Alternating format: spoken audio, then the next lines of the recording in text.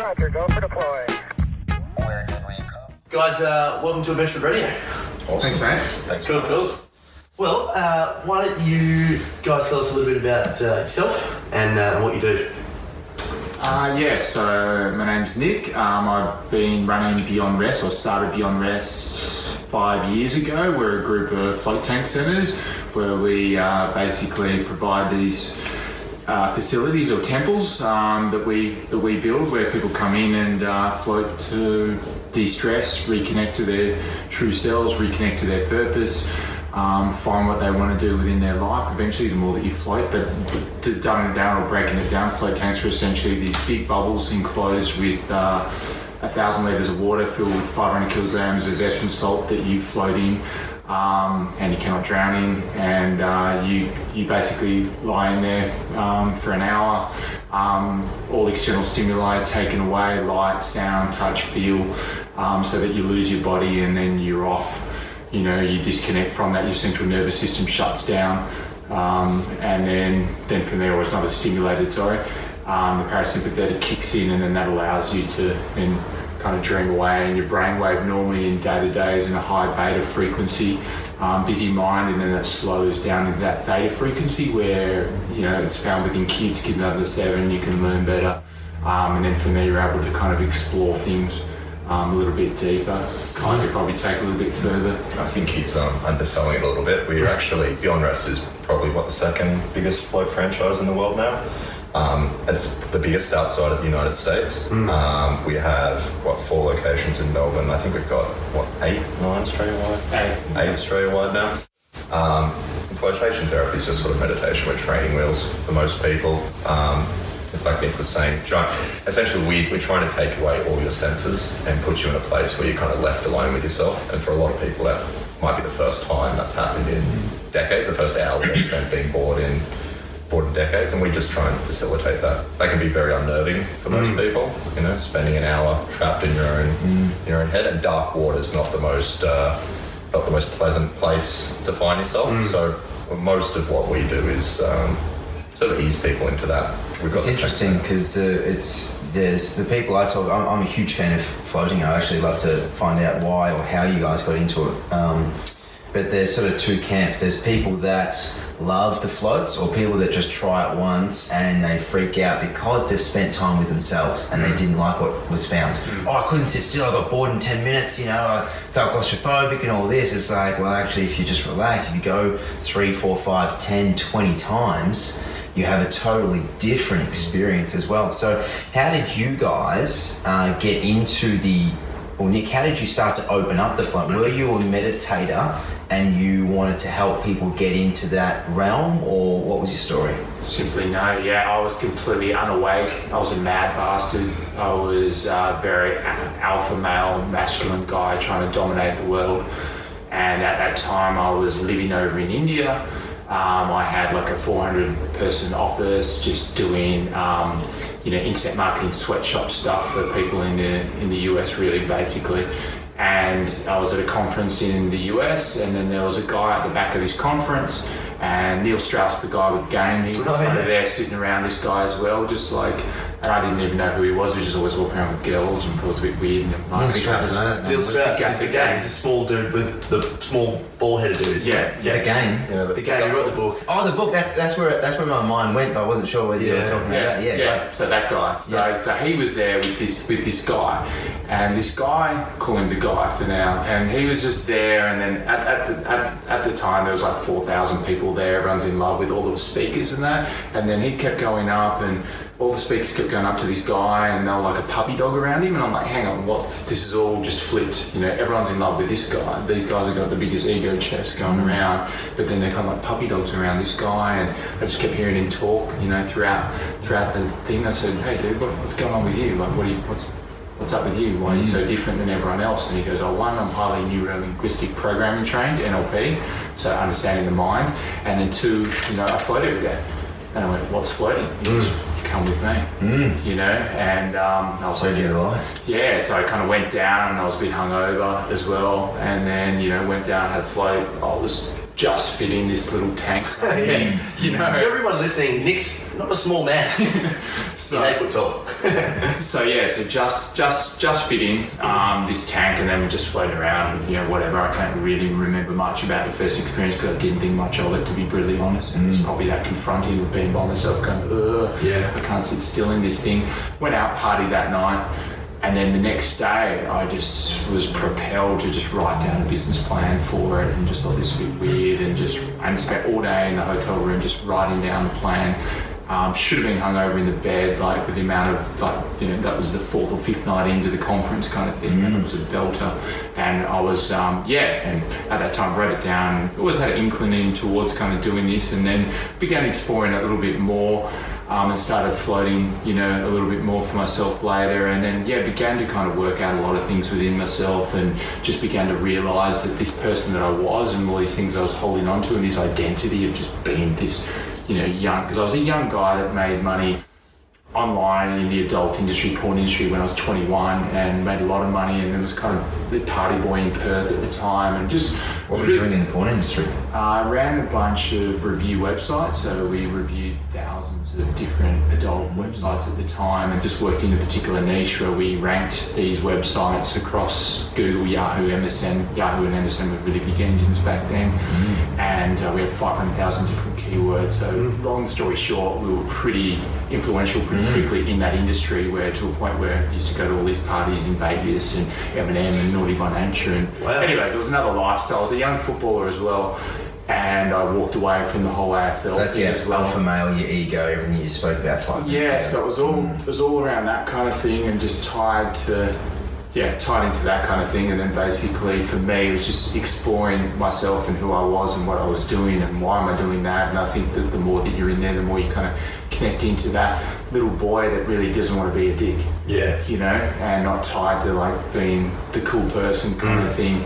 And I think through that, you know, development of, you know, I grew as a person and began to kind of, you know, disconnect from this mask that I wore, and just really began not giving a fuck about kind of what anyone else kind of thought in that regards, and just kind of went down my path of then starting to do meditation and yoga, and floating was a big part of that. And then it took, and I always had the plan there, so that was a few years, and then I was just like, then one day someone flipped me this Rogan video and goes, hey, is this thing that you're talking about? And I'm like, holy shit, there's someone actually talking about this on the web now, you know? And then I was like, okay, now it's time. That might have been about 2010. And at that time... Still quite early. Yeah, so at that time, I pretty much lost everything at that side note, and then everything kind of bottomed out, and ultimately I believe that all my businesses I did, like, made lots of money, then lost it, made lots of money, then lost it, because there was no purpose. And, you know, fundamentally, I know, like, if there's anything in life that is slightly a little bit dodgy, it doesn't work out for me. And I still have those little inklings to kind of like touch that thing, or a bit of Facebook targeted advertising and things like that, and really to the pure essence of it, I just don't think it kind of works for us as a brand when we begin to kind of do these things. And for myself personally, that, you know, when it's not aligned to my purpose and authentic, you know, to my path that I'm going down, wherever that path takes me, but just, you know, reconnecting to that innocent kid that just wants to be, you know, be loved and, you know, be around that welcoming kind of family. So just, and dropping all that crap. So that's roundabout ways of how I got into it. It's a very, very honest, mate, that was a great explanation. I really enjoyed it. There's so many. How old are you now? 38. 38. So you've been in for 10 years. 2008. So you've been in for 10 years. Yeah. So how long did it take you? So that first float experience, you don't remember much of it. How long did it take for you to start to, I guess, reap the not so much physiological rewards and the benefits of the experience, but more of the things you're talking about, finding your purpose, becoming more of an authentic you, this sort of thing? I think it hit the next day. Yeah. So for me, it wasn't the experience in the tank, it was just something kind of flipped for me, and then I just had this realm of just like, this is it, this is where I'm going to help. And then I went in with that energy, because before I was just like, what is this weird thing that this dude is telling me to go into that seems to get all this attention? And I was more tied to, who are you? I want your persuasion skills, you know, to like, no, I'm not going to give you that, I'll open you up, you know, to your deeper self. And, you know, for that, I think then I had the intention of feeling just, well, there's something to this. And then I went in hard with that, and so it might have been the second float. I was like, bang. Yeah. You know, I was just in there just exploring myself. My floats now are completely different because I'm just so busy that I just like nothingness. I don't want anything. I don't want to go anywhere. I just want nothing. And that's all I get. Right. And so for me, that's really what I do. I don't really have those self-exploration ones at the moment because I'm just not in that space. So do you almost set an intention for that purpose when you go in there and be like, okay, I just want to rest? Yeah, so I'll just look at the tank and just go, give me nothingness, or just give me this, I just want to just chill, you know, that kind of thing. Whereas I think in the past where I began doing the explorations and going in and then opening out, you know, to explore myself in the universe and the bigger thing and flowing through the cosmos and whatever, you know, whatever that may be, but just exploring myself. And I think going back to that question, it was a couple of floats in that, you know, I began questioning myself and then my relationship with my partner and everything like that as well. And you know, she wasn't happy, I wasn't happy. She didn't want to pull the pin. I didn't really just pull the pin, I just kept doing my thing, partying and all that kind of thing. And then for me, it was like, I think that was one of the most beautiful things as well, my early float experiences, being able to see the higher purpose of how she came into my life and how, you know, I came into hers, and then how we've actually already had the lessons within our lives, and we've actually got these lessons because I believe that people come in your life for a lesson, and once that lesson of learning is done, it's time to kind of move on, and then you both go down your paths. Thank you very much. It was grateful knowing you, you know, that kind of thing, and we've got our lessons. And then explaining that to her was just like, oh, she just like looked like a changed person. I kind of went, I was like, thank you, we're done. You know, we went from like and ahhing for no one's really tippy-toeing around it to like, you know, we are done.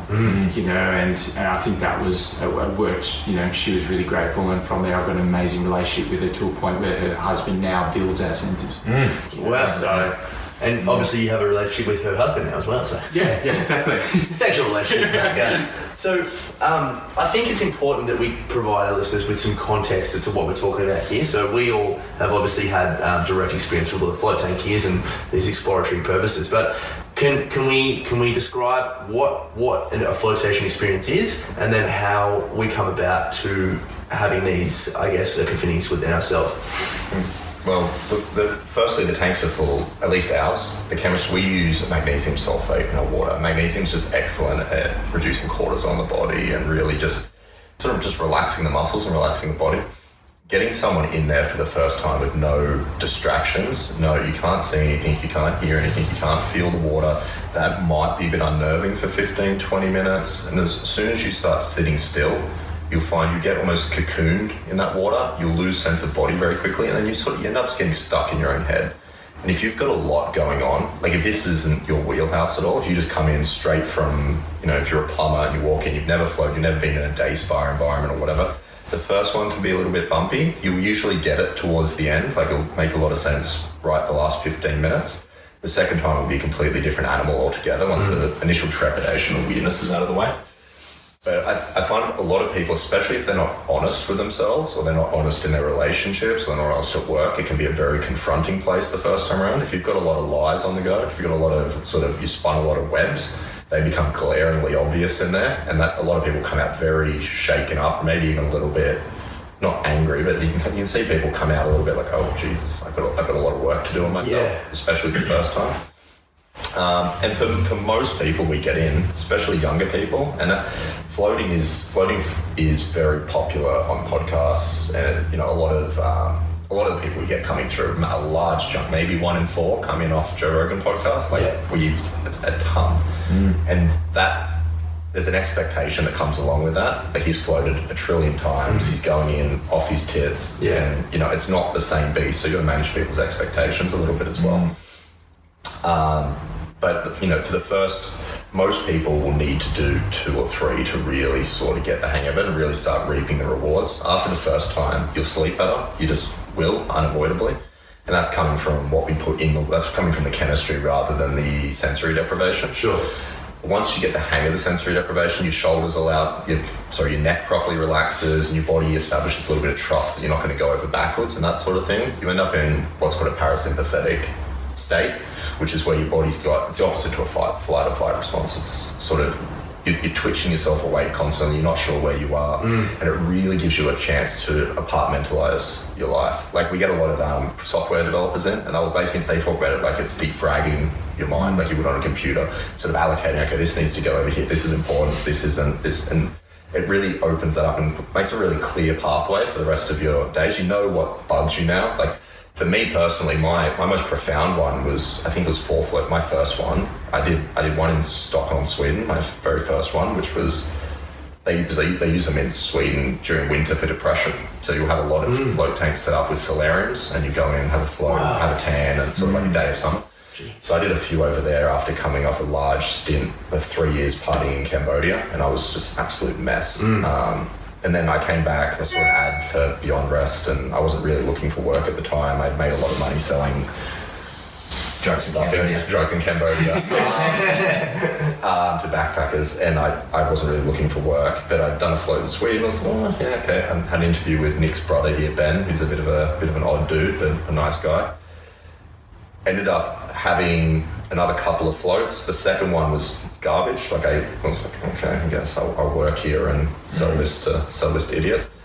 And then I think it was number 4 for me. I had a realization around my social media habits. Because I used to be so combative on Facebook and think I'll get into arguments with everyone I saw about anything I could find. I'd love it. I'd get up. I remember getting up at like 3 a.m. and just so I could see if someone's replied, just so I can quickly get a rebuttal in there before I go back to sleep. Like, Fuck you, man. Addicted to it. Absolutely addicted. And I had a float where I was like, what are we doing? This is causing you so much unjust anxiety in your life, and so much you're projecting so much just hate. I was being nasty to people, and it was on issues I didn't really give a fuck about to begin with, and we can swear on here. Yeah, for sure. And I had one in there, and it just clicked. It was like a switch had been flicked. Like I can't even pick up my phone and start an argument anymore. I see someone I disagree with, and I'll type half a word and just delete it, and it's nearly impossible for me. It's like I've been hypnotized. And that was so profound, and it freed up so much of my time not arguing. But I was like, Jesus Christ, that switch is just gone. It's non-existent there anymore. Allowing that hate to be removed from your life, and I think sort of love to come in. I think a lot of it was just seeing how much it was affecting me. Like I took a real big step back in the tank, and I was like, this is half of your day is spent thinking about how you're going to be mean to people you don't know online. Like, what? What are we doing here? This is ridiculous. And that for me was a gigantic weight off my shoulders, and it's made me genuinely a happier person. That was the most profound. That was the one for me where I was like, oh, okay, there's actually something going on here. And I'm still not a great responder for it. Like I get in there probably once a week, once every 2 weeks, and I do it a lot for. I do a lot of jiu-jitsu, so I do a lot for physical recoveries. I'm always a bit sore in my sleep, and I still have a lot of breakthroughs through it, but I've never been one to sort of just sit still and meditate and things like that. But I still have all these little profound. Road rage was another one. It just doesn't exist anymore. Yeah. It's not a thing I deal with, whereas before I was ready to get out of cars and strangle people. And it's not a switch that had to be turned. It's not something I've even got to actively think about anymore. And that comes from sort of just getting to know yourself a bit better. You're in there, you've got no one else except yourself, and you really get to learn how you think, what bugs you, what doesn't bug you, where you get distracted, where you don't get distracted, and it subconsciously it allows you to sort of, like I was saying before, compartmentalize things. That road rage doesn't need to be here anymore. What are we doing? Get rid of that, free up space for whatever this is, or free up space for more time with a girlfriend, or whatever it happens to be. And that made a huge difference, and I actually got passionate. It wasn't just a job I was doing to sort of kill time while I was sitting on my nest egg. It was actually became a thing that I actively started doing. Yeah, that emotional connection now, isn't it? 100%. And I see with my staff, man, we pull in, I wouldn't call them stray dogs, but we a lot of our staff come in right at the right, like we've never, at least in Korea, I've never advertised for staff. They've always they've come in and someone's like, I really need a job, or, this is happening in my life, and it's always happened organically, and you see them mature through floating as well. And it's not a cure. You're not going to cure anything with it, but it gives you a really good look at yourself. Yeah. A really good look. And the people that don't like it, I can almost, when they walk through the door, I can almost tell it's like you're not going to enjoy it. You're going to have a rough time with this. Yeah. Because you know exactly not exactly what's going on in their head, but you can see it in their body language and how antsy they are. And this isn't the first step for them. Maybe you need to spend a few hours just sitting by yourself in silence. lay off the coke for a few days. Yeah, or something exactly. Before you come down, but And so how would this differ, or why? Should I ask a better question? Why would someone choose a float tank than just to sit down and meditate? it's meditation with training wheels. You can put any meathead in there, and after a period of time, as long as they're sitting still, all they've got to do is sit still, and they'll be forced into a deep meditation. There's a guy who makes. We've got another product we use called an Arsenalite at our centres, but what he says relates to floating as well. It drops you into sort of a 10-year meditation practice in half an hour. You can put anyone in there. They could walk in the door and have never heard of floating before. I'll explain it to them for 10 minutes, put them in the water. As long as they sit still and they're not moving around and fidgety, they'll be dropped into quite a deep meditation. Whereas that might take them 10 years of practice to get there. Measured by brain frequencies with a fadeaway frequency. Yeah, there is science to back this up as well. It's measured. And you see that with, like, you try sitting down for an hour and doing an hour-long meditation with no practice, good luck. Like, it's not gonna happen. No, I do 20 minutes in the morning and 20 minutes in the evening, and it's a new practice to me, the 20 minute and 20 minute. I used to just do 10 and 10, and just going for 20 minutes now is a huge skill, and I've been meditating for a couple of years. So Are you sitting up for it? Yeah. Yeah. That's rough. It's really tough. It's Really even tough. hard physically on the body. It is. I have a lot of lower back pain from doing it. It's important for me. Especially after CrossFit. Yeah, that's very true. Yeah, Pushing through that initial, trying to meditate through that pain for the first while you practice, for the first 6 months of practicing it. That's a straight up, instantly you've got a distraction there. You're instantly behind because you've got to deal with your back pain because, just Western custom we don't squat, we don't sit, we wear shoes. It's all, it's not conducive for relaxation. So I think, the reasons things come about in the market is obviously because of a need, and there's a niche for, places like Beyond Rest and float tanks. And it begs the question, like, how far away are we as a modern society from our authentic selves, or how distracted are we for you guys to become so prevalent as a health and wellness centre? Oh, dude, there's a place in Melbourne now that's doing social media rehab. That's how far we are. We've got to a point where there's social media rehab centres. I've been doing this for 3 years now, and it's noticeably worse. Like, especially with younger kids. Like, we get a lot of people in exam time, like a lot of uni students. 3 years ago, 100% of them would have stayed in and would have been fine.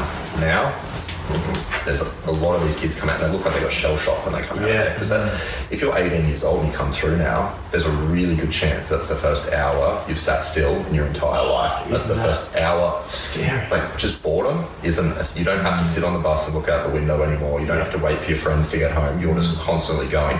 That patience is non-existent. Like, we have kids ask if it's okay to get out and check their phones. Like, it's What? Wow. I can have, like, especially, I won't, it's younger, I won't go on to race too much, but it's essentially younger Asian uni students will come in, and it seems to sort of go in waves like that. Like, we'll get a lot of one demographic in, and they'll all tell their friends. But you can just hear the tanks open sometimes. You hear them get out, hear the phone turn on, hear the phone turn off, hear the tank go back down. And it's like, Jesus Christ, it's that. Or they'll get out and they're scrambling to turn their wet hands, and they're scrambling to turn the phone back on.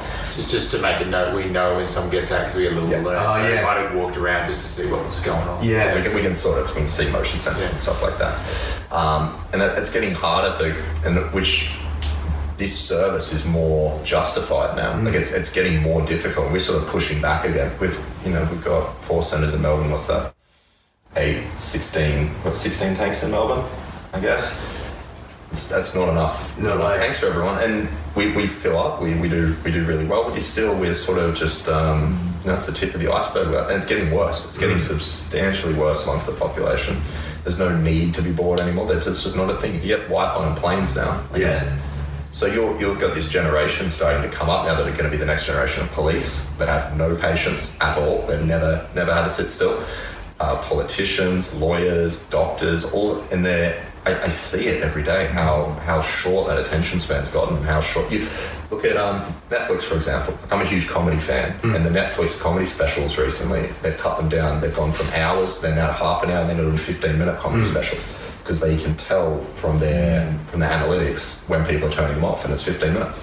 Do you know, We've the attention span for it. this is something that I found so scary and fascinating, but it makes perfect sense. You know, you have these social media platforms that have billions of dollars worth of money to throw to R&D, and they got the best marketers, sales strategists, you know, in the world developing these apps for us. And apparently, a member at our CrossFit gym, Nick, told me this, and apparently that they figured out that the loading time it takes to open Facebook or Twitter is the exact amount it takes for a slot machine to show you the results when you actually do the slot machine.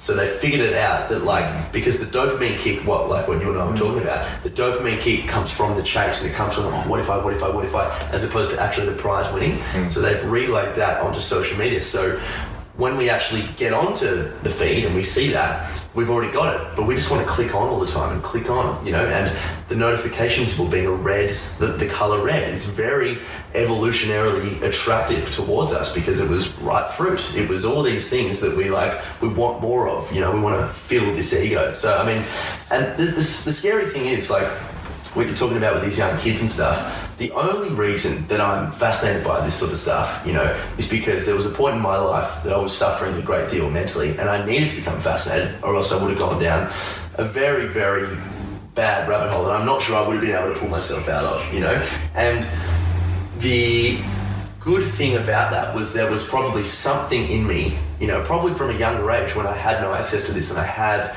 an understanding of what it was like to not be distracted, pulling me to go, hey, we need to get you back into where you are, you know. But these kids growing up don't know what it's like not to be distracted, you know. Boredom's exactly like you said, boredom's no such thing. Try taking your phone off a 12-year-old that don't know what to do with it. You go out to dinner anywhere in Melbourne now, and half the tables are all my nephews and nieces are like communicating to each other on the table with the phone, and I'm like going, it starts from the parents, right? Because they don't want to, or in fact they're probably overstimulated, and their kids are providing more stimulation they can't deal with, and just to shut the kid up, they give them a phone, and it's quite sad. But So do you think that's going backwards at all? Like there's almost zero chance of pushing that tide out again, and that's only getting worse. Yeah. There's almost no chance of. Like, there's never been a point where people have gone, okay, we're going to use less technology. Like, this just doesn't happen. I wonder if there will come a point where, and I don't know, I've got a very biased approach because I'm just fascinated by this, and I consume a lot of content related to spirituality and authenticity and all this sort of stuff, you know. But I wonder if there's going to come a point where, you know, and we're getting pretty close with, like, the rises of mental health issues and pharmaceutical companies, and, you know, surely we're going to reach a point where we go, holy fuck, what are we doing? There's something we're doing wrong here, you know? Like, do you feel like we're going to reach a point where people are going to start to wake up? Yeah. And I think, and I'm saying on these, like, continue on these younger kids, the one positive that they've got, they're a lot more heart-based than what they are. When they are awakened, like, I know in Perth specifically, our centres are just filled full of these kids that just hang out and float on our days off or late at night, and they just literally, there's people just hovering around there all the time, and just at that age where I've had young guys come up to me at 21, 22, 23 go, I'm done with partying. I'm over that now. You know, I was like, whoa, you know, I wasn't even started at that age, you know, like, and just hearing that there are, so the positive side, yes, they're messed up in these younger teens, and that are probably pretty messed up as well. But, you know, you talk about the indigo children and all this kind of thing, these kids are being born to kind of balance out the planet, so they're all going to probably have these huge problems. But just like, you know, for me personally, drug addict, sex addict, you know, freaking everything. And, you know, had a lot of, you know, look in the mirror and had a lot of trepidation and issues to kind of get through that. But when you get through that, you know, there is light at the end of the tunnel. So all these kids might have all these social media meltdowns in their 20s or 30s or wherever it may be, but then, you know, they'll be quicker to kind of waken up. it takes that breakdown to put them on a different path. If they, you know, the longer they're on that journey or that same path with their eyes closed, the longer it is until they can open. Yeah, a lot of our customers come from that social media spot though. Like a lot of our customers come from the same podcasting. A lot of that's the same. I'm constantly distracted by podcasts. Yeah. A lot of our customers come through, and that's the first step they take. They'll jump in a float tank, and okay, I need to, even if it's just baby steps, I just need to chill off Facebook for a bit. I need to stop arguing with people online, whatever it happens to be. And it's just using floating as a sort of a jumping off point for mindfulness or spirituality as a opposed to it sort of being the end all be all. Yeah. If you can get in there and you have one prolific experience with yourself, oh wow, I'm way more than my social media account. Yes. And we see that a ton, man. We see that so often, especially through our staff members and the way they change. And even older, we got a lot of older customers that are very medicated, a lot of anxiety medication and things like that, and they're able to reduce them right down. Insomnia has been a huge market for us. The amount of people that don't sleep properly is ridiculous. And it's not even, it's just a bit of magnesium in your skin and then some time alone and look, you've And slept so for what do 8 you hours. say to the people that have come into the float tank? Because the comment I made, say 20 minutes ago, was about, you got people that love it and can sit with themselves, and you got people that can't, or you've also got those people that go, nah, it wasn't really for me because I just slept. I slept for the hour. And I'm thinking, that's great. That is great. You were that fatigued that you had to sleep at 12 o'clock in the Middle of the day. middle of the day. So what would you say to people out there that are listening that have tried it once or twice and have slept and haven't thought it was for them? If you've tried it once or twice and you've slept, that's a great sign. That's a sign that you're comfortable in there. You're comfortable being by yourself. For a lot of people, that they can't sleep because they're in there and they're so paranoid the lid's not going to open, or they get that anxiety coming over them, or they're fidgeting and they move, they get bored and they sit up and they check the time and think. If you're able to zone out and sleep in that, I've got customers that have been floating for 3 years that would love to be able to fall asleep in one of those tanks. If that's not what you're looking to get out of it though, it's changing up the time of day helps tremendously. For a lot of people, especially middays, are always a good nap time. We rarely get customers coming in at 9:30 a.m. and sleeping. Like your body's raring to go. And I'll find if I have morning floats, my thought process gets much more primal first thing in the morning. Everything is just around food, sleep, sex. Like everything that's going on is very base level. Whereas if I'm doing them in the afternoon, I'll often zone in and out or get quite sort of trippy and psychedelic. So for most, if you're stopped floating because you're just falling asleep and you weren't getting much out of it, I'd suggest doing it first thing in the morning. But for most of the people we get coming through that sort of come in once or twice and never try it again, it's usually because they've got too much going. They've got too much on their plate and it's too confronting when they get in there. And you get in there, you can't sit still for an hour because you've got this on, you've got meetings on afterwards, you're cheating on your wife, whatever happens. Again, there's a ton of that. Like people coming out and having breakdowns because their life's in shambles, and this is the first time they've actually taken a step back and go, oh shit, my life's in shambles. Like you're not just faking it and self-medicating and things like that around it. But most people that we don't see again, it's not the ones that fall asleep, it's the ones that can't sit still is the problem. The ones that fall asleep generally they'll be like, geez, they need the sleep, Jesus Christ, and then we'll see them again. There's a lot of mothers and things like that, new mothers especially. We get a lot of new mothers in that will zone straight out as soon as they get in there because they've had a decent night's sleep forever. Sure. And so that's the newbies, and let's go to the experienced one. You mentioned about Joe Rogan being off his nuts, and you just mentioned, later on in the day for you it's a bit more psychedelic. What can you experience and experiment with as a more seasonal floater? Yeah, look, I've been in most of my staff as well have been a little bit high. It's pretty normal, and the industry as a whole in the US. Dope. Yeah, a little, smoke half a joint, go in the tank. It's a much more introspective sort of experience that way. And a lot of the industry in the US there's a lot of that going on. Like there's things in the US that are basically, that's what they almost revolve around. That float conference last year, I've never seen such a big drug culture. Really? Yeah, That's around the float industry, and Duncan Trussell spoke at that, and it was just like a huge kind of drug vibe there.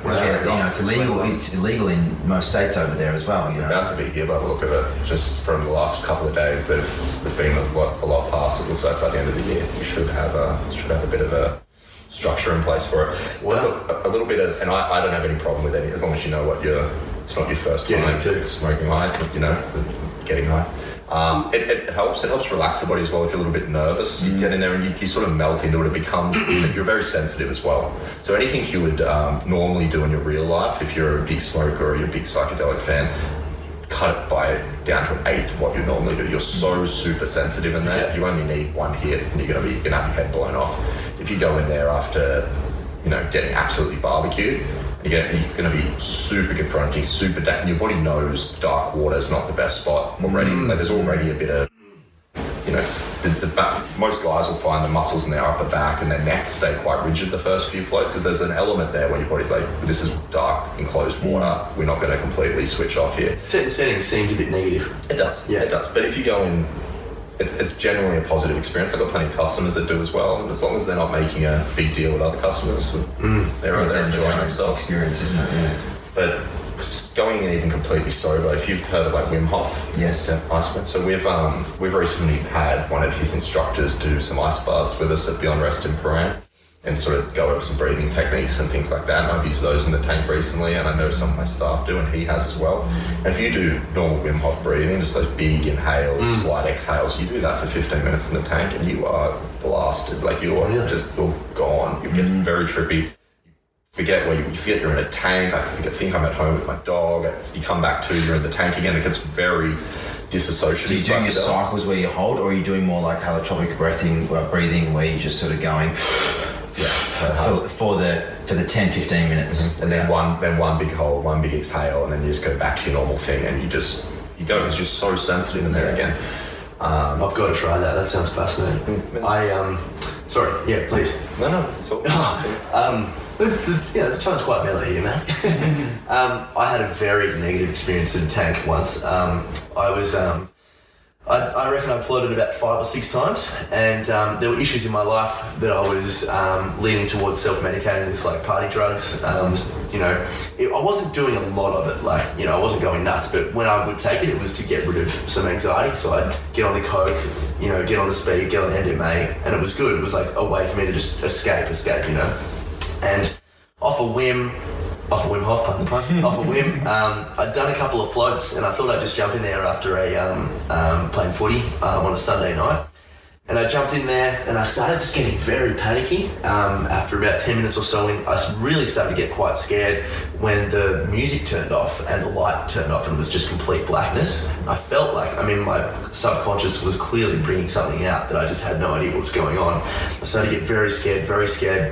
And I remember just like being in there and then like opening my eyes like this, and I had these two, not to get too woo-woo, but like these 2 demon figures standing over me like this, like that, really looking at me aggressively. And it could have just been whatever, you might, how your brain tries to make sense of things by, you will get flickering lights and things under complete blackness. But the way I took it was like, holy fuck, like these demons that I've got in my brain or in my subconscious are like going to get at me if I don't get myself right, and I was very, very scared. It was a very, very negative experience for me.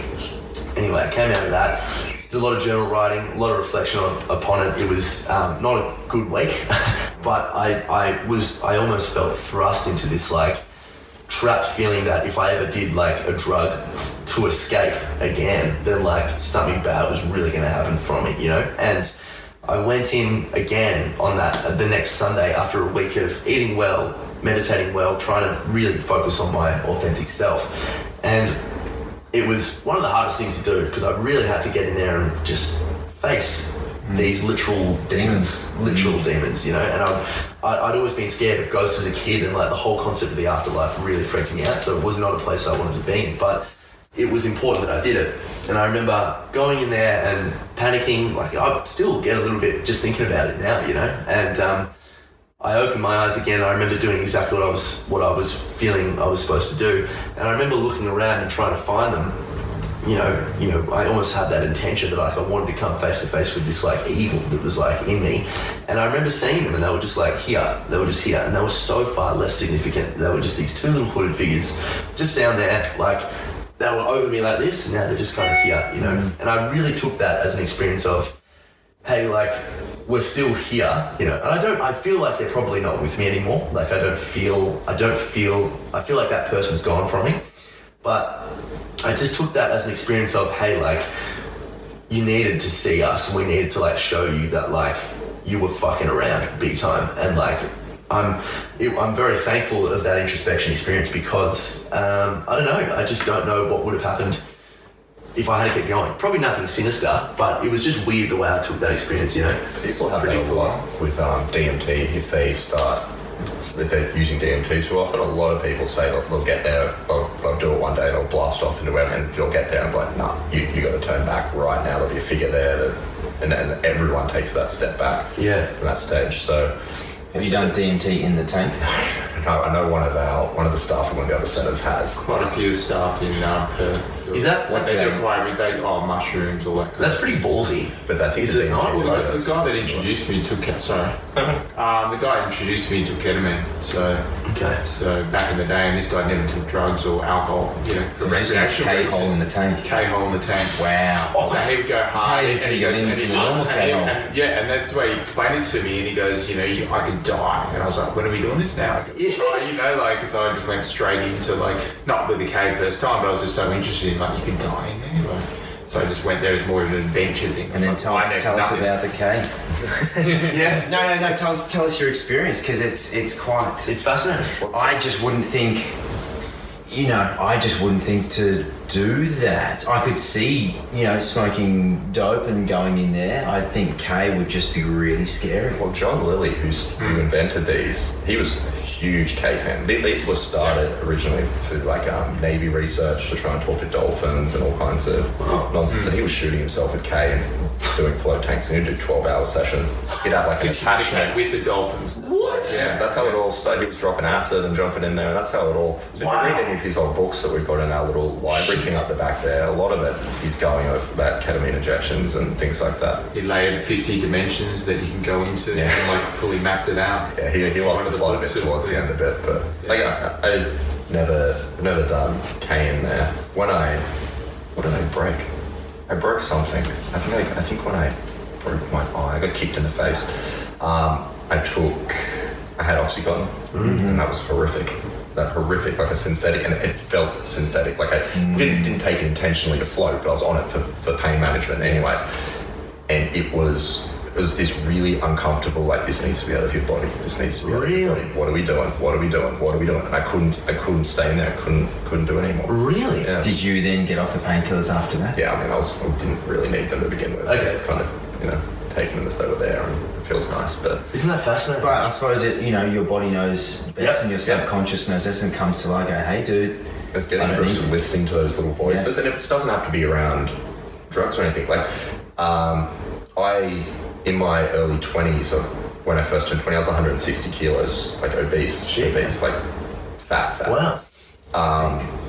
And lost all that, and I still suffer from that. Like, that demon stays in the back of my mind. I let it out once a week, and we go balls to the wall and all that sort of stuff. Is that him there on the arm? That might be him there. That demon. Yeah. What do you mean? You let it out? Like, I'll have big binge cheat day sort of thing, like once a week. Right, yeah, okay. Crazy. Yeah. But I'll often get in the tank, and that's something I'll deal with 100% while I'm in there. Like, you get in there and you're okay, you're feeling good, Kai, you're in shape, you look good, we're going to keep this up. And I've almost got I use it to almost listen to those voices in there, and that sort of strengthens the resolve around keeping the diet on point and staying healthy and exercising, that sort of thing. It's just listening to when you tell yourself things, whether it's in a float tank or not, it's way more powerful than someone else telling you need to lose weight. Okay, sure, fuck off. But when, like with, again, the social media thing, if someone told me to stop arguing with people online, no, I would have argued with them online about it. But when you hear it from yourself, it's almost like it's done. That's it. It's fucking like it's much just more scripture. It totally is. You know, that's so. Yeah, it is. But it is. It's so fascinating. Even little things. I remember one time I went into a float tank, and I couldn't stop saying, like, look at the trees, look at the trees. Like, it was just this pristine, like, environment to, like, just this was the week. This was the same. Sorry, this is the same experience the weekend after the demon thing, and I went in there. And it was like telling myself that, hey, like, yeah, you're not that bad of a person. Like, you're okay. Like, you just went off the mark a little bit. So I was like looking at and seeing these beautiful things, but one little tiny thing, my mate's ex-girlfriend had reached out to me when she was going through a rough patch like 9 months ago. She was just a simple little Facebook message, simple little thing, hey, like, do you reckon we'll catch up for a coffee? But at the time, my ego took over and was saying, and I just didn't respond to her because, like, I didn't want to, deal with her, and, like, the boys were making jokes about her and shit, and, like, I just wanted to get in on that, And, but it was just like this little voice that came to the left being like, hey, reach out to the girl. And I just just remembered that from the thing. I was like, oh fuck, and I gave her a message, and I remember her thinking. I remember she said something like, you know, what caused you to say that? You know, like I'm so thankful you did. I was like, I don't even know. Like I don't know where that came from. You know, it was just some weird little thing in my head. There's this conscious. You've got a full-on operating system going on back there that you're not aware of. People that meditate, like big into meditation, like David Packman, who's the head of Meditation Australia, he facilitates our ice bath events. Okay. He's been meditating. You know, he meditated his cancer away. As you do. Yeah, as you do. He claims that you start getting, the more you meditate, you start being able to manipulate that back operating system a little bit, but the more you sort of listen to those little voices, that intuition, you need a place to actually be able to hear that, and you're not gonna do that walking around with your phone in your hand or anything like that. You do it if you sit in your room and meditate all day. That you'll get that. You do that if you float regularly. You'll be able to start hearing little tidbits of that intuition coming through, and the more you listen to it, the easier it is to understand. Yes. And you kind of learn the language of it a little bit. Definitely. I think that's probably the most powerful thing we use floating for, is it's just reconnecting back with yourself, back with what's really going on back there, not what you're sort of trying to project forward. And so, what do they say about, let's speak on behalf of the person that has absolutely no idea, is probably a massive skeptic in the psychedelic realm. Can you give us a bit of an explanation about what, you know, psilocybin, what DMT does, and then we can kind of relate it back into the float tank experience as well. So we're float tank guys, mate. Yeah, true. So I haven't done. Let's edit this part. I haven't floated on DMT at all. I have floated on a small dose of psilocybin or mushrooms. Yeah. One of my good friends is particularly good at growing them. Only small. I can't go bigger doses anymore. I remember I had a mushroom trip before I went to Cambodia with a friend. We did 7 grams at my parents' place while their parents were home. And it was horrific. Horrific. Like I get goosebumps even talking about it to this day. So all my psychedelic usage now, if I do it, is very mild. Like I'll often go out with a girlfriend for dinner and we'll both take half a point each. Yeah. And you barely feel it. You're just more interested in each other. Yeah. That's not. That's sick. I love it. And you do that in a float tank, and it's more introspective. It's a little bit more visual, but you end up sort of similar to your normal day to day on mushrooms. Cool. Everything's just a little bit warped. You take a different glance at things a different way. You start looking at yourself a slightly different way. I've had plenty of good experience. I've had plenty of terrible experience as well, where I'm not comfortable enough to sit out a 4-hour float. So I've only ever done the hour, and I had every intention of being in there for the full trip and couldn't do any more than an hour in there. But again, I know we've got staff in Collingwood, for example, that are big into it. They'll blast off and sit in there all night. Wow. Form conversations with yourself. But So this is what interests me, right? Because I've had literally to the full stop the exact same experience with you, right? With mushrooms. Last thing I ever did, terrible experience, right? And then this concept of ego fascinates me as well, where it's like, okay, ego is telling you to run away from fear, and it's also telling you to be arrogant and think about you being special and all this sort of shit. So at one point, I kind of feel trapped, and I don't really feel trapped, but it's like this thing is like, okay, well, if I've got a bit of a fear or some sort of underlying thing of me not being able to experience psychedelics in that fashion, is that something that I need to pursue? Do I have a calling for that? I was wondering if you could open up on that. I would wait until you actually felt compelled. A lot of people push that. Yeah, it's something that you don't need to, even if it's 10 years down the track, you're in no rush to, you've got so many more years to explore those realms. DMT being much shorter experience, and I've always found DMT to be a much more accepting, a much more pleasant experience. I've never had anything close to a bad DMT trip. Every time, they might not be powerful every time, they might just be a bit of nonsense, but they've never been super negative. Whereas I feel like if you do, and we've seen this, I've seen this with friends, you do mushrooms at the wrong time in your life, yeah. You're going to throw some shit on its head that doesn't need to be, you're going to mess up parts of your life that don't need, start picking at things that don't need to be picked at, break it, you ruin relationships that don't need to be ruined just because you think things are a little bit out of whack. Like things could just be, you're not feeling particularly great doesn't mean they need to be changed, they need to be adjusted, they might just need a bit of waiting or patience. And I find mushrooms will throw that out, if you do them when they're not required or before, or if you're abusing them particularly, if you're doing them regularly, before you know it, everything in your life is loopy. You're working for some weird vegan cafe and you've got dreadlocks. Yeah. But you see that a lot. You see that a lot with Yeah, I know. Tom's just turned vegan and I'm growing my hair. You see that a lot with backpackers. You go to living in Cambodia, you'll see guys come over from, decent sort of lives in the UK, whatever. They've got family, girlfriends, whatever. 3 years later, they've been doing mushrooms in Cambodia. They don't know who they fucking are anymore. They think they're a trance DJ. And then, in reality, as soon as that lifestyle ends, as soon as you're not paying $3 a day for your hostel bed, you're in a lot of trouble. Yeah.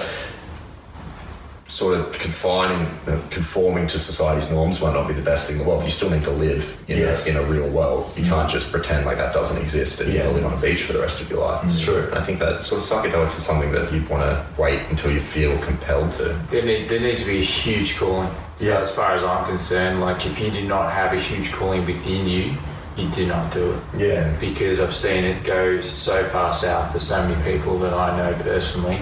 Of where it can go. So for me personally, I did a lot of psychedelics for a couple of years. I haven't done it for 6 years, I'd say. And then for me, mushrooms, ayahuasca, Cambo, a lot of K. I just liked anything that would kind of warp me. And obviously reading the Lily books, I was like, right, okay, you did that. Okay, no worries, let's try this, And then I went in that huge exploration phase and just realised it was just me replacing a previous addiction of whatever it may have been, because I've got a very addictive personality. Yeah. To then get into this psychedelic realm and let's delve deeper and go, yeah, man, I'm just disassociating from the ego and disconnected, but really I'm just escaping. Yeah, the weak. Just escaping from this kind of world, this existence, the emotions, and we're designed to be in these flesh puppets to basically ride through these emotions and grow as a soul. We're not here to do X, Y, Z in the material world. We've got a mission while we're here to kind of open something up within. So long story short, that there are many ways that you can actually explore psychedelic realms without actually needing to take any psychedelic drugs. Yeah. You go look into the Tibetan culture and what the fuck they do up in those like Himalayan mountains and the stuff that they do, like levitating to like communicating with each other in mountains where they're sit in a cave for their whole life and deal with no one, naked, freezing cold. The things that they do and the realms that are up there. If you want to look into a different world, you look into Tibet, Magic and Mysteries in Tibet. It's a good little intro book into kind of what goes on in the Tibetan world, but there's just like another world of existence and where they actually, the planes they... It's funny though, is that the actual true world of existence, and then you've got to try to morph that into today's reality and... Yeah, it's true for them in their kind of thing and then their kind of explorations, because there is some, that is definitely true, because I've got my partner Elise. She's very much on her little rites and her passages and all that kind of thing, where she's just slowly just shutting down the outside world. Live in the middle of Prang and crazy there, but just like going into this world of esoteric, psychology and all this full-on stuff. Like I pick up a book, I don't even understand it. Yeah, That's because it's in Italian. Yeah. But yeah, in terms of the psychedelics, just want to make that point that just you need to be really called, and if you just got that calling, then so be it. And I know some really positive things it's done for people, and then on the other side, it's just you're just chasing the dragon a little bit too much, and there's a fine balance within anything. Yes, it was put here on earth for us to actually shortcut. For some people that really need a shortcut that are so out of whack, but for the most part, that I'm leading towards the side that you're able to work it out yourself without actually venturing down that path without messing with things. And if like Mother Ayahuasca, you mess with Mother Ayahuasca, she's going to mess with you, hard. So there's extremes that can happen in that example as well. So just tread with caution. We've had whole days where I would have been, I'm a complete skeptic, and I still am for a lot of the sort of chakra crystal sort of stuff. All right, sure. I think even when you look at the esotericists, they're totally against the crystals and all that kind of thing. It's just a lot of people get lost in that woo stuff. I was a huge skeptic when I first came into it. None of that would have flown with me. And the longer I've been doing it, the less skeptical I am around something. Like we've had whole days where one particular room people were claiming to have out-of-body experiences in. Like everyone that floated in that room was saying they're looking at themselves from outside the tank in the corner, to the point, and the first few people you're like, all right, sure, yes you are, yeah. And then to the point where we had an exchange student come out, little Asian girl, barely speaks English, trying to explain it in broken broken English, an out-of-body experience at the end of the day, all from the same room.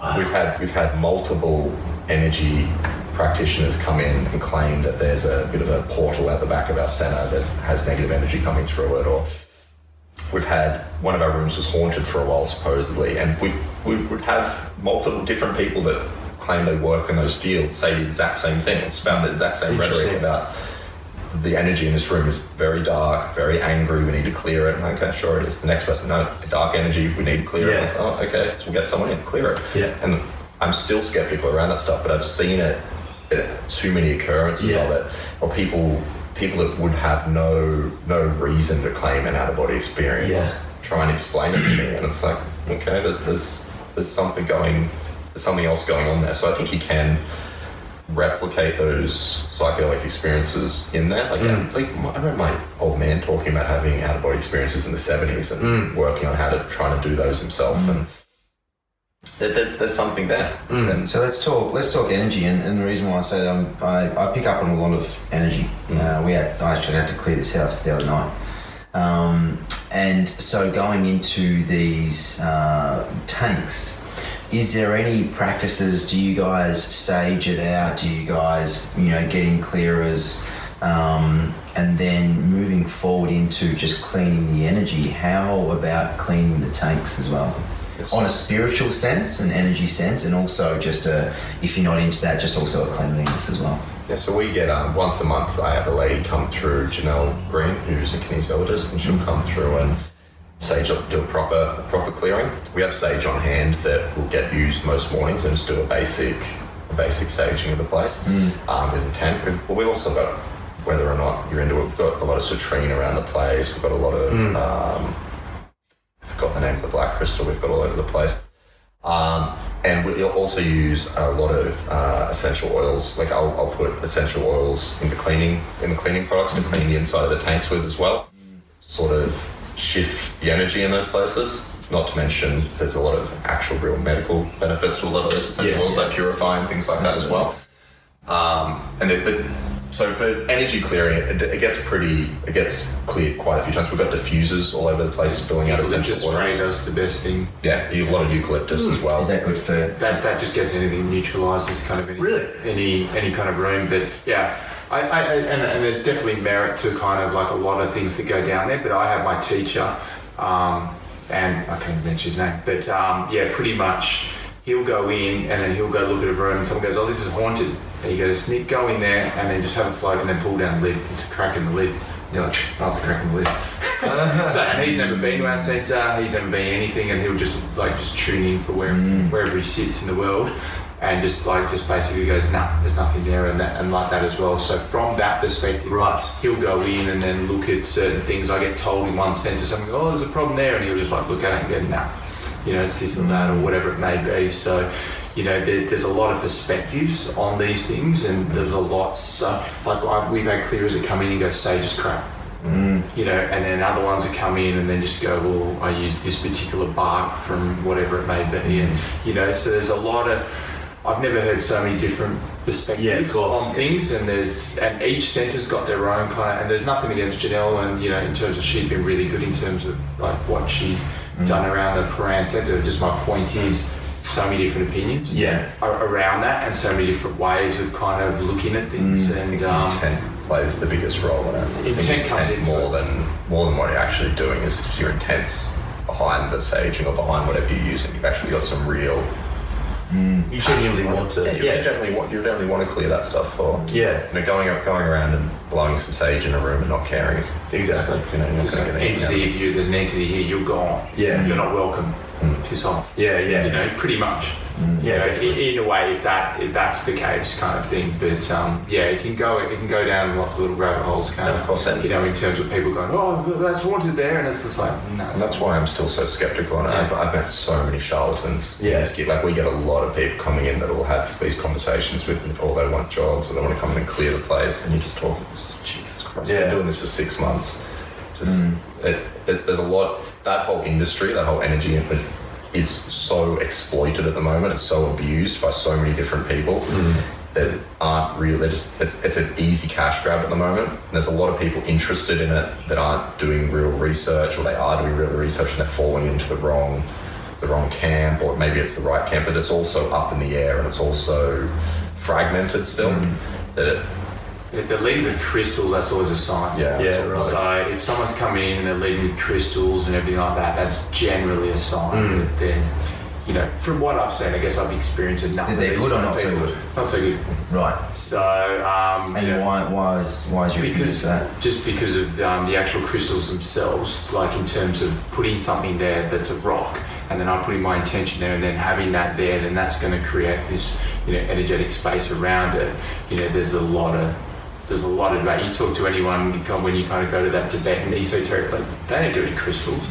Those dudes are like freaking astral traveling everywhere around the world and all that kind of thing. There's no crystal like needed for that. There's just their nude self sitting on the ice cold, you know, on top of the Himalayas kind of thing in terms of where they go. So I kind of seen, I guess I've been around the rabbit hole now for this kind of thing for like a number of years. I'm beginning I don't mind the traditional kind of like, I'm not following the whole Tibetan thing. Just it's kind of topical at the moment in terms of kind of what I've just gone through, and I look at what my partner's doing with their esoteric studies, and then, you know, my teacher who's just this dude, you know, like he sits in his room, I can't mention his name, like he's that busy, he just like people just come to him around the world and whatever it may be, and then he's able to kind of dissect, you know, things. It's just real, it's normal, there's no woo-woo, there's no too much, it's just like, you know, love is this, let's break it down, it's just two things forming together, you know, it's a connected, like it's just so heady, but it's actually nice to kind of hear, you know, I'm sure Kai probably really appreciate even having a chat to this guy, but long story short, there's just a lot of fluff, and people get tired of the astral, because when you look at, there's a great book, Journeys Out of the Body, Robert Monroe, and he actually maps out from a scientific point of view how you actually get out of your bodies when you talk about the demons and things like that. You might be on astral level 1. Kind of John Lilly went to it a little bit as well, but there's kind of like 5 levels, and you can actually go through those levels as well through life between life regression, where you get hypnotized and you can go off to the afterlife as well. Don't know if you know much about that as well, but throwing a few topics in here. Hang on. No, I fucking love it. I'm just listening. Okay. I'd happily just have you just take over the show, mate. So in terms of that, so that's a really good drug-free thing. If actually someone's looking to actually do some trippy things, you can do life between life regression. And you just get hypnotized. Yeah. And you're just straight in, and then you're But it's all about frequency, isn't it? We have to just drop our frequency into a more either suggestible frequency or a daydreaming subconscious frequency. And realistically, that's what we do. Like the float, most of the benefits, besides the physical ones from the magnesium, but all the other benefits are coming from lowering your brain frequency down to a theta state.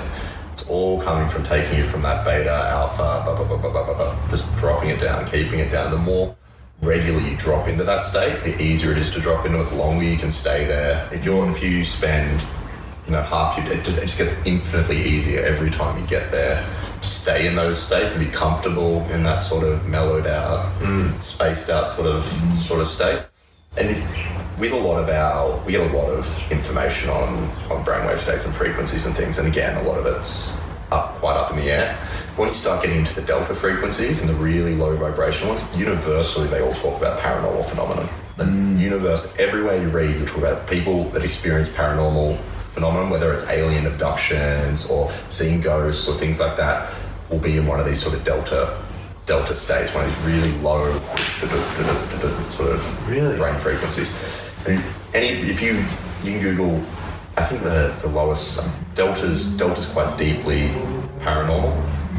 We've got an Arsenalite, which is, I mean, I don't want to butcher it, I still don't know much about it, but basically it uses 5 LED lights and binaural beats. You know, binaural beats. Yeah, so the lights flick in whatever frequency you're after. You sit under there for half an hour, and it doesn't matter what you've had going on before. If we put you under there for half an hour in theta, you're going to be in a theta state but at the end of that half an hour, doesn't matter how before you go into a float. Yeah, before you go into a float. Okay, yep. But they can use them outside of floating as well for meditation. They're big in like retreats in Thailand and things like that. But you can set that on delta, and we've done that. We had a staff member. Isn't delta for sleep? Delta's deep sleep. That's how I think that D for delta is deep sleep. Deep sleep. Yeah. But we've had a staff. What's that guy's name? He moved to Sydney. anyway, he was using Delta for a while, and he started having waking nightmares from it. He would be using this Delta frequency, and he'd leave and look in the mirror and see other things in the mirror and freak himself out. And he couldn't. That was happening regularly outside of. So he was doing it so often, just day-to-day life. He'd be catching other things in his corner of his vision and freaked himself out like properly to the point he couldn't do it anymore. And that's from just being in those Delta states, waking for so long. You eventually start, whether or not he was seeing real things or if he's just starting to hallucinate from it. Who knows? But brainwave frequency is incredibly powerful. Do you pump? I know you pump music at the start to sort of relax them, and 10 minutes in, it sort of goes off, and the light goes off as well. Have you experimented with just putting through binaural beats? We use binaural beats now, so that initial 10 minutes is a binaural beat track. Yeah. Solfeggio tones as well, undertone. Yeah. So it's that will run for. It's very mild. Usually for binaural beats and stuff like that, you need more than 10 minutes to really experience it. But that's sort of what the intention was. The tracks the tanks come with by default are trash. They're like sound like shipping lanes and jungle, and it's all okay. So what was that thing you just mentioned? The Argonite. Is that something portable that people could have at home? Yeah, they're expensive though. They're about $3 or $4 grand. It's only a small kit, and it's it's not $3 or $4 grand worth of equipment, right? For sure, but and it's almost like forced meditation. You don't do the work; it does the work for you. So it gets you to a place. So the tanks get you to that theta meditative state by taking away all your senses. The Argonite gets there by almost overstimulating you. By like you'll have someone meditate in front of a candle, so they focus on it. It gives you so much light stimulation that you're forced to focus on it, and it'll drop you in there. So we do both. We do. People come in, members can use our Argonite for free, and I really only offer it to members that float regularly at the moment just because it's such a weird piece of kit. If you've got like epilepsy, for example, you'd probably just catch fire. You know what I mean? That would happen. I just walking out with smoldering pair of shoes. Again. Where's Tommy? But so we'll put them under there for half an hour and blast them in the first 10 minutes. You're just, Jesus Christ, this is intense. And then usually I'll knock on the door and they'll be sort of sleep talking or grunting or sort of. I'm good, just leave me alone. Yeah, and then you sort of take them from there. They get straight into the water. They turn the light off straight away, and it's like starting from the middle of your float. So you're starting dropped into it already. You don't need to spend that initial time building yourself into it. Or however, devil's advocate here, didn't they just spend half an hour getting there? Yeah. So it's either half an hour in water without stimulation or half an hour with. But they get more value for their 60 minutes. They get a 60 minutes where they start to float in theta for 60 minutes as opposed to taking 20 minutes. With a time limit. So they're still in the tank for an hour. Yes. They're just going to show up for us. And we do that for free. We really should be charging for it because it's a lot. There's places in Thailand you get that just do Argonite retreats, and that's all you do. You get meditating from Argonites for days on end. So what do people say about these paranormal experiences? That doesn't sound very positive. No, but for most people I think it's pleasant. If you've ever had like a out of body, I've had very mild out of body experience and it's very pleasant. It's like, oh okay, wow, look at this, look at that. And then done. And it was always very pleasant. I think for most people it's a bit of a wow, that was intense. So you don't mean paranormal in the sense of I just. Oh, you meant from the Delta? Yeah, seeing shit in your sleep mirror. paralysis. I've had that twice. Dude, I can't even talk about it, man. Yeah. I had this is my favorite topic of conversation. I had an ex-girlfriend once, and when we first met, one of her first things she ever told me was she's followed around by this thing. This guy in black follows her everywhere. I'm like, okay, whatever. She was a stripper. It was all fun and games. Like, yeah, you're crazy. We dated for about a year. Her friends told me about it once, and I met her parents, and her dad was like, "Have you seen him yet?" Okay, this is all getting a bit strange. And one night we had this massive fight at New Year's Eve, massive fight, the worst fight I've ever had with a spouse. It got intense. I didn't get physical, but it got as close as it could get. We went back to bed and laying in bed, and I remember falling asleep and waking up and just having this thing standing just black, standing over. I can't even, all the hairs on my body stand up, standing over the top of me, and just me being just completely frozen. If you've ever had sleep paralysis, it's terrifying. But actually having the figure there as well, and her coming out of the bathroom, go, stop it. And gone, so you're okay, and that was. So that she told the man to stop it. You're kidding. She was aware it was happening. I was like, Jesus Christ, and we broke up shortly after that. And that every time I've been telling that story for 5 years. Who was the entity? Time, just figure in black. But when you Google sleep paralysis, it's always a dude in black. It is. It's always That's it's exactly the same guy every time. Yeah. Everyone sees the same guy, He's sitting the on same here. clothes. So what's sleep paralysis? You can't physically move. You get stuck in this position, and it's when you're in a really deep delta state, and you physically you're completely aware, like you're incredibly K-hole. Yeah. But without the pleasantness, like you'll feel like you're encased in iron, like you just can't move at all. But you're awake. You're aware, and you're looking straight at this thing that hates you. It's like this, like that. Yeah, right in your face. Everyone that has it has the same dude, the same experience. It's usually around fights with someone that has this attached to them. It's usually around like negatively approaching someone that claims they've got one of these sort of protector types. And there's trillions of accounts of this. Yeah, there are. Yeah. There are so many. And so it's a protector of the other person. Supposedly. It's a very, so they call like the Slender Man. Yeah, right. It's the same vein, and it's that again, super skeptical, but that happened, and I can't. She saw it as well. Yeah. That was the part in that story that really I found quite fascinating, where she came in and said, "Stop it." Yeah, and then she broke up with me after that. She was like, "You can't. We're done." Really? Because he doesn't want you around. Because we had a massive. We'll probably break. How's old me over here? We'll break It's not my fault. It's his fault. Yeah. But it was almost like that was the catalyst. Like that was the okay, time for you to go, get out. You're not welcome here anymore. So, did she resonate with that entity as a spirit guide? Or? She'd never had any interaction with it outside of seeing it. Like, Every now and then. Yeah, she'd always. But supposedly her dad saw like one of the first memories of it was like this thing standing over a crib when she was young, and her parents would talk about it, and I didn't believe, and her friends would talk about seeing it, I didn't believe, and she would talk about it, and I'm like, okay, Wow. boom, bam, here we are. That's fascinating, isn't it? But so that's all coming from those supposedly the scientific explanation around that's brainwave states. Yeah. And it's just so manipulating your brainwave patterns is so powerful. Like I'll use the Arjun light now. We can set it to alpha. Alpha being quite relaxed, alert, In the zone. Wow. And it works. Especially for my jiu-jitsu, I'm so much better when I've been doing that regularly and I'm focused from using that.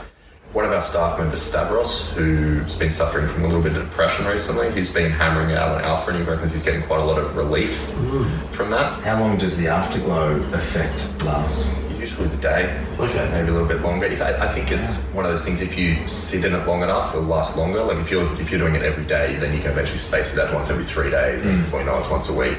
But they'll use very similar things in like Guantanamo Bay to get information out of people by manipulating them the other way. They'll drag you into a gamma state. Gamma's like super intense, super anxiety, kind of like what I've got going on now. Yeah. Way too stimulated. They'll put, they'll blare death metal and put you in front of gamma for 3 hours, and then by the end of that, you've got so much anxiety you don't know what to do with yourself. Shit. And we can do that with our Arjun light. We can set it to gamma, and we've done it when we first got it. We were using gamma on it, and I'll be chewing my nails till they bled. Basically, like you don't know why you're anxious. You just are, and you can control. That's almost like controlling someone's. If you controlling their mood without them even without an actual reason to have that anxiety. You can just give someone anxiety by changing brainwave frequency. That's insane. Looking at your phone constantly all day is going to manipulate that to a degree. Watching TV for 12 hours a day, you're going to end up changing your brain frequency. The music you listen to will affect that. And if you can sort of sit in those more pleasant alpha, beta, theta sort of states, you're going to have a much more pleasant life. If you're suffering from crippling anxiety, it usually means you're dipping into gamma. Quite high. Is it high or low? Sorry. Gamma's a very high. Very high. Yeah, very Delta's high quite vibration. low. Yeah. So the lower you go down, the more mellow and chill it becomes, till it becomes almost too chill. Too chill, and then you start seeing demons. Then you start having Jesus. waking nightmares. Yeah. And so run us through like an ideal, like what is the ideal sort of way to use float tanks? So you'd wake up and have this arginite. Arjuna light. Arjuna is third eye, so Arjuna light to apparently open up your third eye, but that's very debatable. But, He claims it's releasing DMT when you're using it, and that's what's giving you the effect. Right. That's very Is debatable. that a long bow, is it? He's a bit of the guy that creates him's a bit of a nutcase. Oh, yeah. I remember him sending us a textbook once, like we needed more information on it, and he sent it to us as a video file with him dancing in the background. Really? The text overlaid. Yeah. Oh, it was the most classic thing ever. I went to this workshop, and I love you, guy. But like in terms of he had everyone around, and then he had this video of him dancing with this lady, and sits at the end and goes, "All right, any questions?" I was like, "What is it?" Yeah. I thought that explained it. So a lot of that. But I was transporting my energy. So what's the question again? I just wanted to wrap it back up to the float tanks and like in an ideal world, how would people get the best out of float tanks? And then maybe some actionable steps, on how to get people to your centres and getting the best out of themselves. I think consistency is the biggest thing. For most people, the first half of the first one, if they've never done it before, it can be a little bit bumpy. And sort of realising that that's just because it's a new experience. It's, your first yoga class was a mess. Your first session going to the gym, your first CrossFit lesson was a disaster. And your first float, it's not something you've ever done before. And the first time you do anything's awkward. And it's already, you're naked, you're in dark water. It's already a bit of an awkward experience. So just being aware that that's going to happen, and just being comfortable. Going in nervous is normal. Being aware that you're going to go in nervous the first time. Being aware that when the lights go out, you're not going to be okay with it because you're in water, and just being comfortable with that and coming to grips with it. No caffeine is a huge one. You can't have any stimulants going on in your body when you float, because you're never going to get there. So can I just interrupt there? So would pre or post workout be better? And the reason there could be a little bit of a debatable here is like the magnesium in the water post workout is going to be great for recovery, removing oxidative stress. However, it will take us longer because working out will create a beta frequency, whereas we're stimulated. So would it be advisable to then float post-workout to bring you back down? But keep in mind, most people probably have caffeine as a stimulant for a pre-workout. So I wouldn't come in directly after a workout. We've got some guys that do, but I would usually get people like 4 hours, 5 hours, come in afterwards when you're already kind of starting to mellow out for the day. Great after yoga. Yeah. Especially like a yin class. Yeah. You'd start off right in the zone. What about like first thing in the morning, and then doing your workout? I do that most of my floats these days are very first thing. Like I roll out of bed, I'm still in my pajamas, I get in there, I would go back to sleep. Because you're already in probably a theta state anyway. And I go back to sleep, and then one of the good things, and this goes back to the DMT thing a little bit, one of the best things I find in the morning when I float is I retain all of my dreams. So I get back in the tank and I fall back asleep. That hour of dreaming, I've got 100% of it. Like I remember, because you're not waking up to a distraction. You're not waking up looking over and your partner's there and the dog's licking your face. You're waking up to zero. You're waking up to nothing. So you've got nothing to take away from what you've just experienced. And the guys that have done DMT in the float tank say the same thing. One of the problems with DMT is as you're coming to, you're losing it, like it's falling out of your hands like water. You do that in float tank, it's not the case. But same with dreaming. So you do it first thing in the morning. I start the day sort of with what I had going on in my sleep, sort of still ticking through, and that's quite a good way to start. Go out, smash a couple of coffees, and go at it, or whatever it is your vice is. But I generally don't feel like I'm too motivated to work out straight after. I need a few hours again just to build. So both ways. Yeah. But I use it almost purely for physical. I use it almost purely for physical recovery these days, purely for my sleep, my neck, my lower back is just always fried from people trying to choke me. And it does wonders for that sort of stuff. Just loosening up those parts, magnesium reduces inflammation tremendously. And you've seen it the last year in health and fitness, the trend is reducing inflammation in the body. It turns out inflammation pretty much is the cause of every problem we have, whether that's anxiety, rheumatoid arthritis, normal arthritis, insomnia is looking like it might be inflammation based now. Reducing that inflammation down, you feel better when you're not bloated and swollen all the time. Definitely. And like I'm not a flexible dude to begin with. My flexibility doubles if I'm floating regularly, and that's just because I'm not holding that load in my hips and my knees and things like that from doing normal workouts and having those DOMs there. And it's a tough market to break into, but for the longest time I've been trying to get bodybuilders in, not because I'm a fan, but because firstly, just as an influencer, they're huge. Like the guys that follow bodybuilders worship them for some stuff. Like every every fake product they put out there, every powder that they use. If I can get some of those guys in floating, and I know how well it works for those guys, especially when they're getting down to that 2-3% body fat, it does wonders for keeping that inflammation out, does wonders for their sleep, their hormone fluctuation, they feel better, they're not as fatigued. So we started getting a lot of bodybuilders in, and they're noticing their DOMs are greatly reduced from doing it. So they'll have, instead of having leg DOMs for 2 or 3 days, which is delayed onset muscle soreness, instead of having that for 2 or 3 days, it'll be 5 or 6 hours, but it'll be way more intense. So their leg DOMs will be almost crippling for that day, but they're gone by the end of the day and they can work out again. And that's DOM. What's a DOM? DOM, like muscle soreness after a workout. Sorry. Yeah. It's like below delta frequency.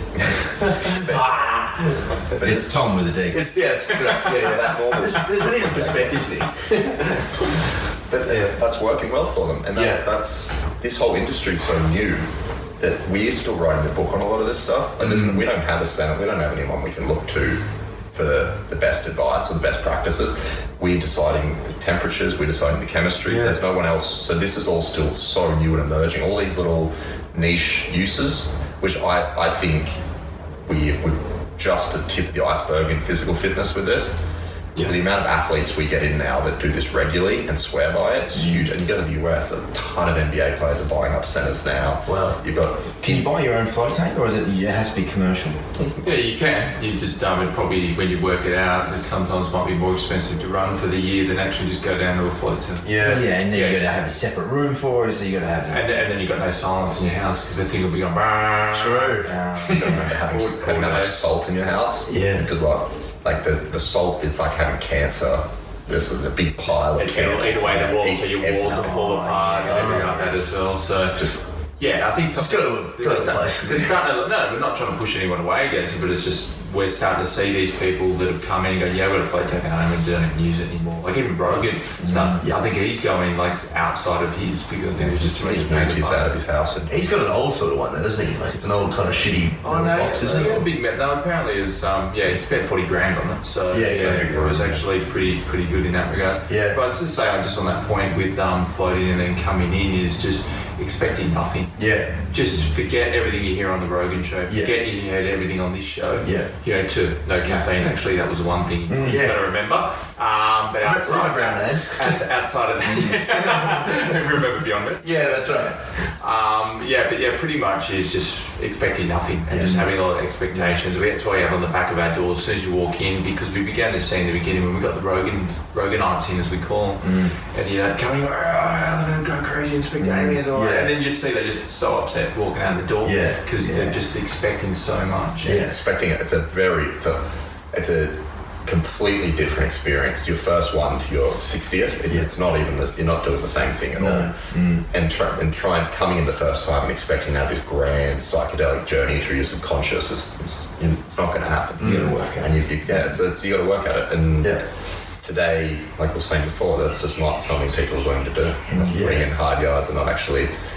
Working at it is a big job. Doing 50 floats just to get good at it, it's expensive. Takes a long time, but it's hugely beneficial.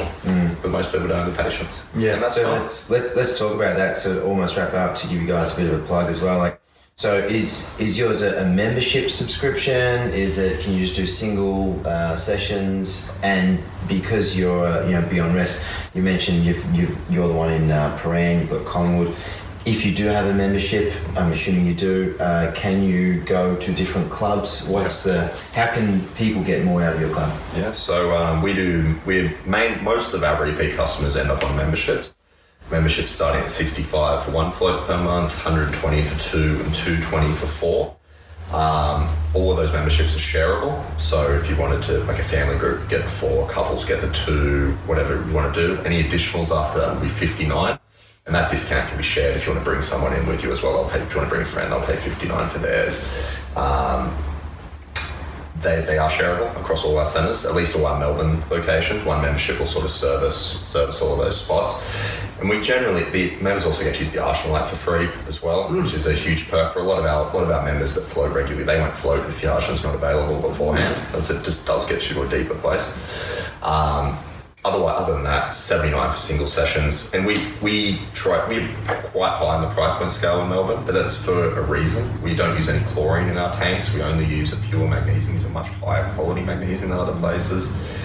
Our tanks are bigger. Temps. Like I heard someone the other day, I had a friend floated another centre and he goes, I cooked myself, I got out earlier and I was really nauseous. I was like, oh no. And I was like, where was it? Thinking it was going to be one of our centres, and then when he told me, I was just like, okay. So that's a big problem as well. They raise the tanks and people don't lose their body. And that's the biggest problem in our industry, is that people raise the temperatures because people complain. Like a girl will jump in there and move around, splash around, go, it's too cold. And then jump out, or a guy or whoever it may be, and then jump out and basically complain. And everyone goes, oh, let's pick up the heat, it's too cold. Versus actually it's a neutral temperature. You're meant to lose your body while you're in there, and you basically find a point, have a cold shower, lay still, don't move. Oh, you cold shower before you get in? Yeah, that's hot shower. Yeah, so cold shower. We used to cater to people wanting to be warm in there, because Melbourne gets quite chilly and miserable.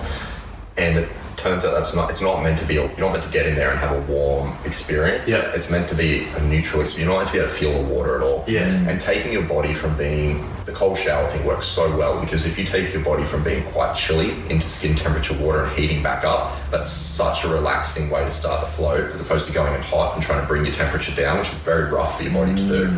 Your body's not cooling itself down in a relaxed way, where it will go snugly and warm in a relaxed way and start to keeping cold and getting to neutral. And that's only a recent development for us. That's the last 6 months we've been getting people to do that, and that's because the industry's so new. No one knows that that's a thing. It turns out that takes 10 minutes off the adjustment period for people. Wow. It takes easily 10 minutes off the adjustment period. Huge. I'm going to do that next time. That allows us to bring our temperatures down to skin temperature without people freaking out. Yeah. And the other thing is not moving. Once you're there, once you're comfortable, you can't be fidgeting. Even if you bump into a wall, you don't need to push off and adjust. Just sit against the wall, it's fine. If you spin around, just don't. You'll eventually find. One of the best tips I was given on my first one, because I'm quite tall like you, Nick, my feet, like I kept floating around and bumping the walls, and I said, how was it? And she's like, she said, how was it? I'm like, it was alright, okay. I didn't lose the feeling because I kept touching walls, so I knew where I was at. And she goes, next time you do it, just when you get in there, put your hands behind your head. So interlace your fingers, put them behind your head and sort of raise your head a little bit so you can stretch your spine out and your neck. And she goes, that will just balance you out. I'm like, yeah, right. So anyway, I went back next time, just put pressure underneath my head, just sort of elongated my spine. I stayed neutral for the whole time. I do it every time now. Perfect. Yeah. Look, whatever works. And for some people, there's a body mechanics issue. A lot of people's posture these days is so terrible that sitting back like this is uncomfortable. So we've got to have neck pillows that can support people's heads. We get a lot of big boys in. We get a lot of athletes in now, and our tanks are over 7 foot long, over 4 wide, so we can accommodate bigger people. So that some that new in last night, it was 6'8" or something. Oh shit! Yeah. So we had some big kids in, and never really have those issues anymore. You occasionally, if you're going to bump, if you're 7 foot tall and 150 kilos, nothing's going to be comfortable. No, exactly. So we'll make it as target demographic, mate. Doing well. Well, guys, finally, I could talk for hours, but we're going to wrap it up. We normally do 6 questions from me and 6 questions from our other co-hosts, but we'll just do 3 from 3. Because I'm not co-host. No, sorry. Well, do you know? We're going to do 4 from 4. I've got no questions. That's true. All right. Well, we'll start it off. So, short answers from you, basically. Nick, short answers from you, Kai. What do you like to do when you have some spare time? Spare time. Yes. CrossFit. Good man. Yep. Very good. So I find it's a perfect mindfulness practice for me personally, because I'm so busy with everything that I'm doing, and I just go there and I have no chance to think about anything and just out everywhere, and I just find I'm so relaxed leaving it. So. Favourite coach? Tom. Yeah. Dom. Yeah, Dom. Dom's delayed on set. He's a good bloke. Bit of a flop, but that's right. Yeah. Kai? Jiu-jitsu. So I'm a massive mixed martial arts fan, like obsessed. And it's a good way for me to get a lot of anger out. Not that I'm an angry person, but I think that the humans that generally have a violent tendency, regardless of who you are, it's there somewhere. And I like addressing that occasion. I like letting that out and I find I'm just calmer, more collective. If I'm doing that regularly, I'm 100% a better boyfriend. Yeah. I'm just a better person. I think if we can express an emotion in a productive way, I think that's always a positive, no matter what we're doing. Someone you look up to, Nick. Oh shit. Dom. Killing it again. Dalai Lama. Oh, nice one. Yeah. Short reason?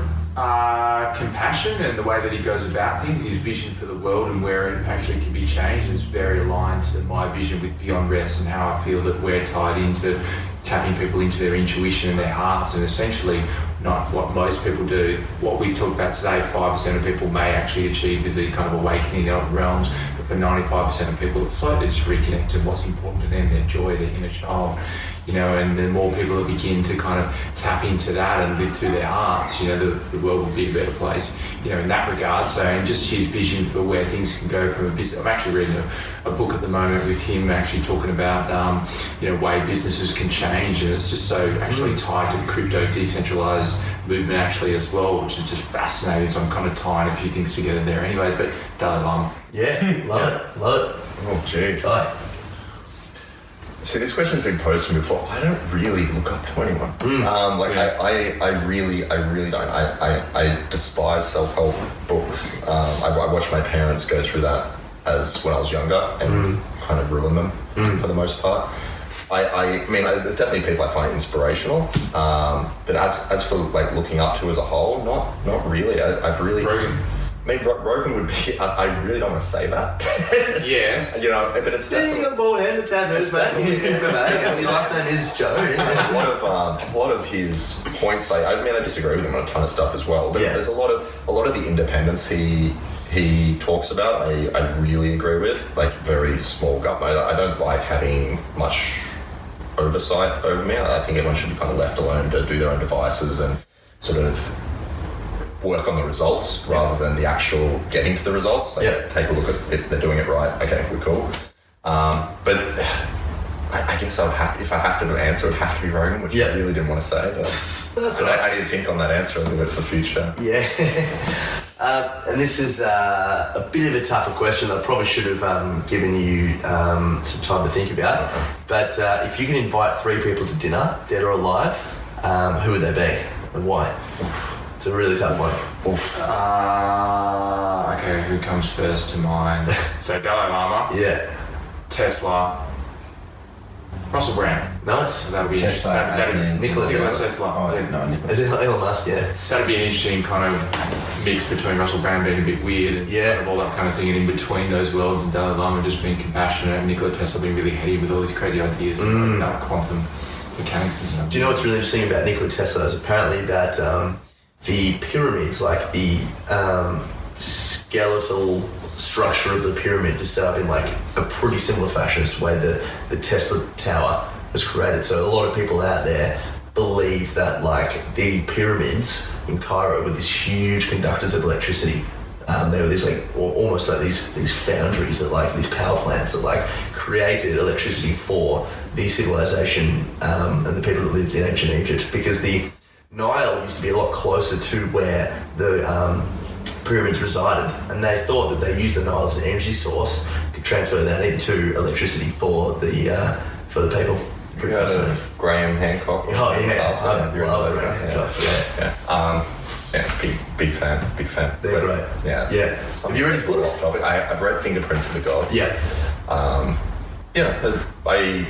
It's plausible. Yeah. It's plausible. There's going any further than it's plausible. Exactly. You start getting a bit dark. His cataclysmic exploratory sort of theories are pretty fascinating for me. Yeah, but I also see what's happening in the medical industry now and how backwards and how wrong everyone was about that. Put that in archaeology, 100%. Yeah. And you could all be fucking wrong. And Absolutely. you probably are all wrong. Yeah. Are you trying to work out what happened 5,000 years ago off a couple of tablets? Nah. Yeah. You guys are just making money off nonsense, and you've got no one there to correct you. You've got no peers looking at correcting you. So I'm not a big archaeology fan. But if inviting 3 people to dinner, Arnold Schwarzenegger would have to be one. I mean, the guy's just killed everything he's ever done. Yeah. It's just phenomenal. Hickson Gracie, who was a pioneer of Brazilian Jiu-Jitsu. Yeah. What else did I put in there? Is he with the Royce Gracie family. Yeah, he was kind of the older brother that should have been the Royce Gracie, but he had disagreements, and he was also the first sort of masculine yogi in the world. Yeah. He was the first sort of yogi that kicked us. Other than that, it would have to be someone in diet. Someone like Dr. Rhonda Patrick, actually. Yeah, she's fascinating. Dr. Rhonda Patrick, her books are she's just so far ahead of the curve. If what she's saying is correct. Heat therapy. Yeah, well, the heat therapy thing is one thing, but what she says around diet and gut biome and gut bacteria is, it's the opposite of what we've been told for 30 years. It's like the exact opposite of what you've been told for 30 years. And it looks like she might be right. Like a lot of her stuff on where your thoughts are coming from, where your emotions are coming from, is actually being spawned in your gut and your gut bacteria and gut biome, and your brain is more of just an antenna for your stomach. And it looks like that might be the case. All of this doesn't really matter, and just keeping a healthy gut flora. And you see people that take probiotics and cure their depression. It's like, okay, maybe eating sugar all day and poisoning them isn't the best idea, and that's why you're depressed. What was that vein you were telling us about? So I'm all about gut. That's what I teach. Okay. So I just you lit me up then. Okay. But yeah, it's a vagus nerve. He's full hard right now. Yeah. Full bar. It's but no, yeah. Listen, you're right. The gut controls everything. Hippocrates said over 2,000 years, all disease starts in the gut, and he's the father of modern medicine. And he says that let food be thy medicine. And there's with the vagus nerve, it runs from the brain to the gut, but more importantly, there's nine times more receptors going up from the gut to the brain rather than down. So it just coincides with what you just said, but I won't steal your thunder. What you said was great. No, it's all good, man. I think that's the way you see medicine. It's obvious the way medicine goes in the next few years. And if it doesn't, if you go see a doctor now and he doesn't bring that up, if you go see a doctor about your depression and he doesn't at least try and change your diet, you need to see another fucking doctor, because that guy's a quack and needs to be in jail. Yeah. But that is been so toxic. So many people have died because of misdiagnosis from doctors or sugar industry or saturated fats were bad. No, oops. We gave everyone diabetes. Oops. Oh, okay. There's no one accountable for that. So I think anyone. There's too much money to be made, mate. There's companies out there. The government's making money.